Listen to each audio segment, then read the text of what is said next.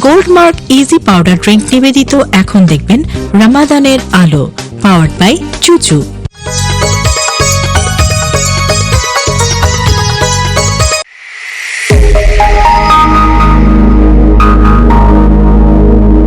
আসসালামু আলাইকুম ওয়া রাহমাতুল্লাহি ওয়া বারাকাতুহু। নাহমাদুহু ওয়া নুসাল্লি আলা রাসূলিহিল কারীম, আম্মা বা'দ।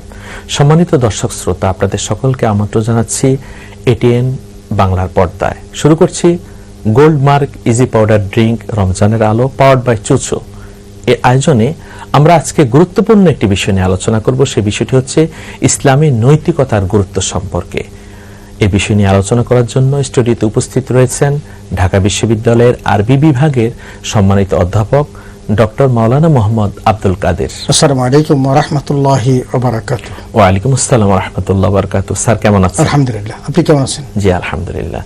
স্যার, আমরা দেখতে পাই যে আমাদের মধ্যে যে নৈতিকতার অবক্ষয়, ধর্ষণ হচ্ছে, চুরি হচ্ছে, ডাকাতি হচ্ছে, এমনটি তো হওয়ার কথা ছিল না।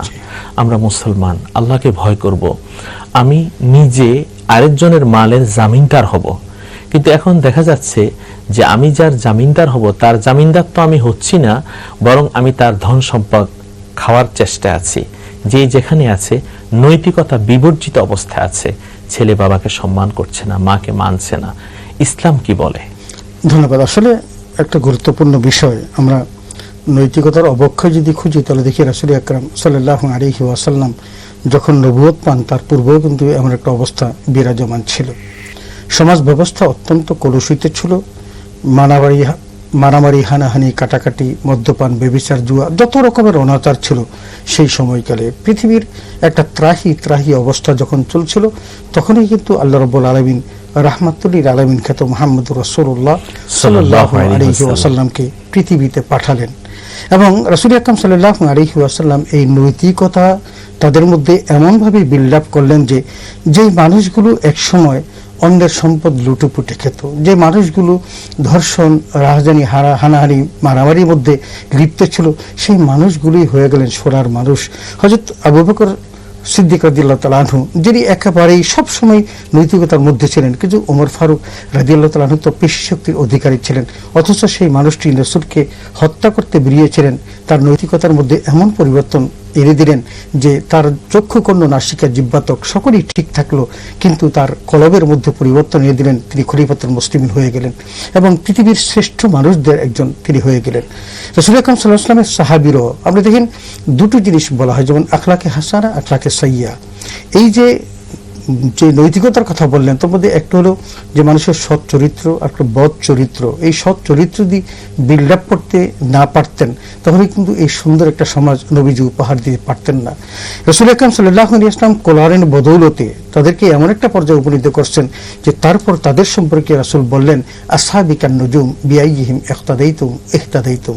তার মানে এরা এমন একটা অবস্থায় উপনীত হলেন যে তাদেরকে ধ্রুব তারা সমৃদ্ধ এবং তাদের সাথে তারকা সদৃশ বলে অভিহিত করে বললেন যে এরা, কেউ যদি এদেরকে ফলো করে তাহলে সেই সঠিক পথ পেয়ে যাবে। জি আলহামদুলিল্লাহ। স্যার, আপনি বলছিলেন যে কথা যে সাহাবীদেরকে অনুকরণ করলে, রাসূলকে অনুকরণ করলে, কোরআনকে অনুকরণ করলে সঠিক নৈতিকতা অর্জন করা সম্ভব এবং সেভাবে আমাদেরকে চলতে হবে।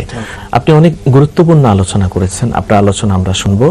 সম্মানিত দর্শক শ্রোতা, সময় হলো একটি বিরতিতে যাবার। গোল্ডমার্ক ইজি পাউডার ড্রিঙ্ক রমজানের আলো, পাওয়ার্ড বাই চুচু এই আয়োজনে এখন একটি বিরতিতে যাচ্ছে। আপনারা আমাদের সাথেই থাকুন।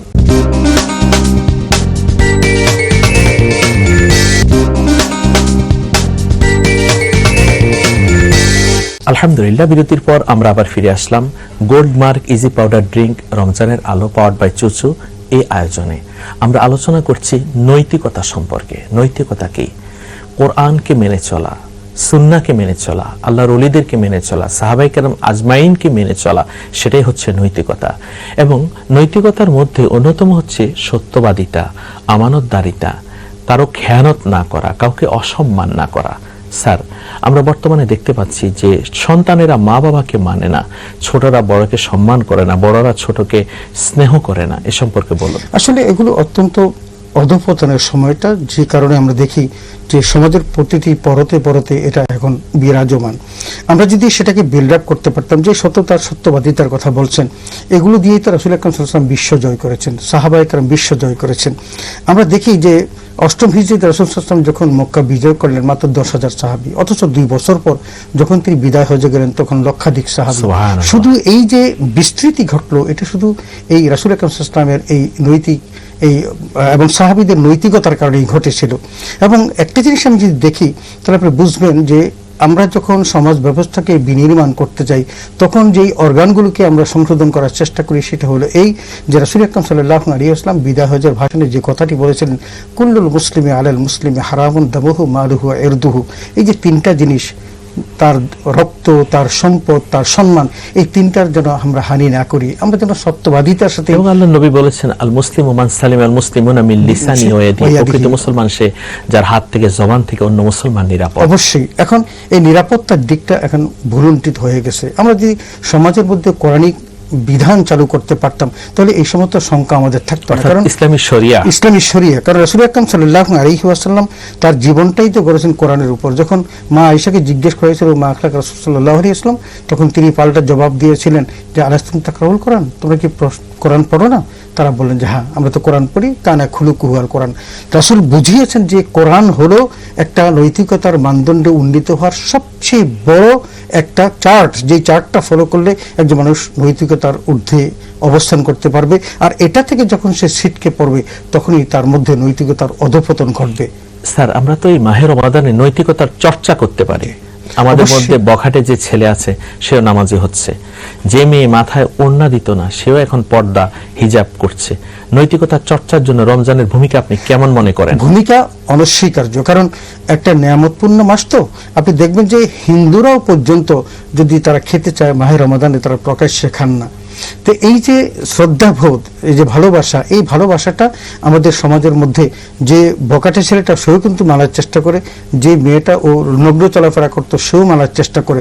তো একটি মাস যদি সে সিয়াম সাধনা করার সাথে সাথে এটাকে রপ্ত করতে পারে তাহলে আপনি দেখবেন যে আল্লাহ যদি তাকে কবুল করে নেয় বাকি 11টি মাস সে কিন্তু কি হবে, এই সুন্দর পরিবেশে সে চলতে পারবে এবং এই দীক্ষাটা সে গ্রহণ করতে পারবে মাহে রমাদান থেকে। এবং এটাই রাসূল আকরাম সাল্লাল্লাহু আলাইহি ওয়াসাল্লাম জানিয়েছেন। যেমন দেখুন, রাসূল বলেছেন, মান লাম ইয়াদা কাওলা যুর আল আমালা বিহি ফালাইসা লিল্লাহি হাজাতুন আইয়াদা তাআমাহু ওয়া শারাবা।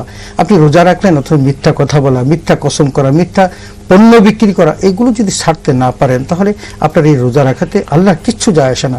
অতএব নৈতিক বিল্ড আপ করতে হবে, অধঃপতন থেকে নিজেকে বাঁচিয়ে রাখতে হবে, তাহলেই দেখবেন যে একটা সুষম সুন্দর সমাজ বিনির্মাণ হবে ইনশাআল্লাহ। ইনশাআল্লাহ। জি স্যার, আপনাকে অনেক অনেক মোবারকবাদ জানাচ্ছি। ধন্যবাদ আপনাকে, ধন্যবাদ সকল কলাকুশলীকে।